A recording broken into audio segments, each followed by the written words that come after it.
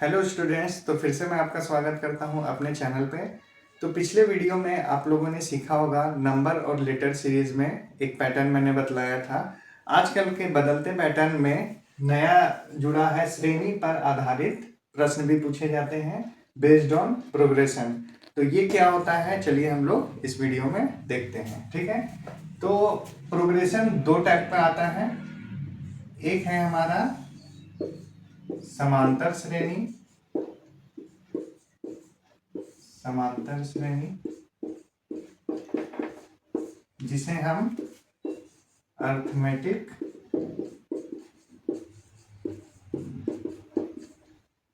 Progression कहते हैं।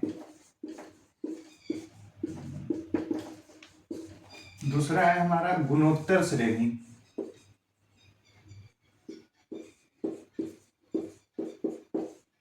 गुणोत्तर श्रेणी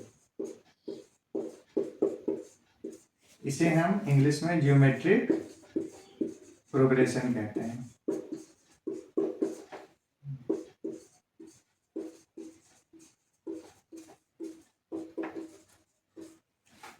ठीक है, तो श्रेणी पे आधारित प्रश्न को दो तरीके से पूछा जाता है।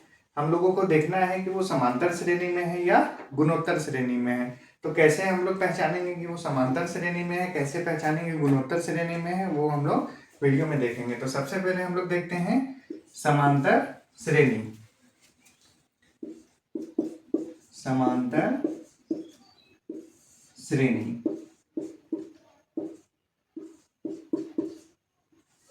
समांतर श्रेणी, तो जैसा कि हम इसके नाम से ही समझ पाएंगे, समांतर यानी समान अंतर। क्या है? समान अंतर। ठीक है, तो कैसे हम पकड़ेंगे समान अंतर? एग्जाम्पल से आपको समझ में आएगा। जैसे हम एक सीरीज दे रहे हैं, तो चलिए हम इसे एक एग्जाम्पल के थ्रू बेहतरीन तरीके से समझते हैं कि समान अंतर कहने का मतलब क्या है। तो एक एग्जाम्पल हम लोग लेते हैं 7, 9, 11, 13, 15 और इसका अगर हम लोगों को 10वां पद निकालने के लिए दिया जाए, प्रश्न इसी टाइप का आएगा। ठीक है, तो सबसे पहले तो हम लोगों को देखने का ये बनता है कि समांतर में या गुणोत्तर में। समांतर, जैसा कि मैंने बोला, समान अंतर होना चाहिए। ठीक है, तो किसमें? 9 और 7, ये दोनों के बीच में कितने का अंतर है? 2 का। 11 और 9, ये दोनों में कितने का अंतर है? 2 का। 13, 11, ये दोनों में कितने का अंतर है? 2 का। 15 और 13, ये दोनों में कितने का अंतर है? 2 का। यानी ये सब में समान अंतर है मेरा 2 का। तो ये मेरा पकड़ में आ गया कि ये समांतर श्रेणी का प्रश्न है। किसका है? समांतर श्रेणी का प्रश्न है। तो इसमें हम लोगों को बोल रहा है 10वां पद निकालने के लिए। ऐसे ही ये सीरीज जाएगा तो बोल रहा है कि इसमें 10वां पद कौन सा होगा। ठीक है, तो उसके लिए एक फॉर्मूला है, आइए उसको हम लोग समझते हैं। तो चलिए उस एग्जाम्पल को देखते हैं। 7, 9, 11, 13, 15, इसका 10वां पद बोला था निकालने। ठीक है, तो एक फॉर्मूला होता है समांतर श्रेणी का, T N equal to A plus N minus 1 into D. इस फॉर्मूला को आपको क्या करना है? याद रखना है। हम लोगों ने देख लिया कि कैसे हम पहचानेंगे कि समांतर श्रेणी में है कि नहीं। जब पता चल गया कि ये समांतर श्रेणी में है, तो हम लोग इस फॉर्मूला का यूज करके ये 10वां पद निकालेंगे। अगर ये गुणोत्तर श्रेणी का रहता तो उसमें अलग फॉर्मूला है। तो देखिए, T N equal to A plus N minus 1 into, या कुछ नहीं है तो 1 इंटू डी। ठीक है, चलिए अब इसमें हम लोग देखते हैं टी एन यानी नंबर ऑफ टर्म्स। कौन सा पद हमको निकालने बोला गया है? तो 10वां पद। इसमें वो आता है। ए का मतलब क्या है? ए मतलब होता है पहला पद। ए मतलब क्या होता है? पहला पद। ठीक है, एन मेरा वही होता है, कौन सा पद? 10वां पद निकालने बोला है तो वो मेरा एन होता है, नंबर ऑफ टर्म्स। ठीक है, और डी मेरा होता है डिफरेंस, डी मतलब क्या होता है, डिफरेंस, डिफरेंस, ठीक है। तो देखिए पहला पद मेरा इसमें से कौन सा है, तो 7, पहला दूसरा तीसरा ऐसे ये पद है, तो 7 मेरा कौन सा हो जाएगा, पहला पद, तो a इज इक्वल टू 7, ठीक है। इसी तरह डी, डी यानी डिफरेंस, यानी दो पदों के बीच के अंतर को डिफरेंस करते हैं। तो दो पद है ये मेरा, डिफरेंस मेरा 2 आया था, पीछे हम लोगों ने देखा था, इसमें भी 2 आया था, तो डी हमारा क्या हो जाएगा, 2 हो जाएगा, ठीक है।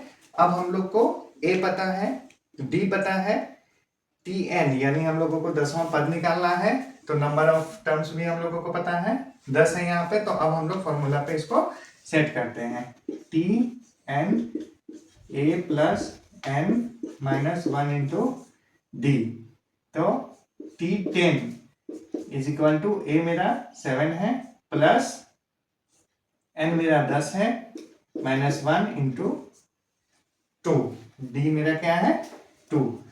अब यहाँ पे देखिए हम लोग 7 प्लस, पहले हम लोग ब्रैकेट का काम करते हैं, 10 में से 1 गया तो कितना होगा 9, और यहाँ पे कोई चिन्ह नहीं है तो यहाँ पे मेरा इंटू होता है, इंटू 2। तो बॉडमास के नियम से अब हम लोग क्या करेंगे, पहले गुना का काम करेंगे, 7 प्लस 9 दूना 18, ठीक है। और अब हम लोग क्या करेंगे, 18 और 7 को जोड़ेंगे तो आएगा 25, तो मेरा T10 यानी 10वां पद क्या निकल के आया 25, ठीक है। तो चलिए हम लोग एक और उदाहरण से इसको और क्लियर करते हैं। चलिए एक और उदाहरण लेते हैं, 2 5 8 11, इसका मान लीजिए 9वां पद निकालने बोल रहा है, ठीक है। तो फॉर्मूला हम लोग को पता है, T N equal to A plus N minus 1 into D, ठीक है। तो T N number of terms कितना है, 9वां पद हम लोगों को निकालना, ठीक है। ए कौन सा हो जाएगा मेरा, पहला पद, ए यानी पहला पद, तो ए इक्वल टू 2 आ गया मेरा, एन पता है 9, और डी यानी डिफरेंस। तो अब इसमें हम लोग डिफरेंस देखेंगे, तो इसमें कितना का डिफरेंस है, 3 का, 8 और 5, इसमें कितना का डिफरेंस है, 3 का, 8 और 11, इसमें कितना का डिफरेंस है, इसमें भी 3 का, ठीक है। तो डी भी मेरा कितना आ गया 3। अब हम लोग फॉर्मूला पे इसको सेट कर देंगे तो हमारा 9वां पद आ जाएगा, तो T9 is equal to A मेरा 2 है प्लस एन मेरा 9 है माइनस 1 और डी मेरा 3 है, ठीक है। तो 2 प्लस, पहले ब्रैकेट का काम होता है बॉडमास के नियम से, तो 8 आएगा, फिर यहाँ पे इंटू 3, 2 प्लस 8 दिया 24, 24 और 2 26, तो T9 मेरा कितना आया 9वां पद 26 आंसर, ठीक है। तो आई होप कि आपको ये समझ में आया होगा अच्छे तरीके से। नेक्स्ट क्लास में हम लोग इसके गुणोत्तर श्रेणी को पढ़ेंगे।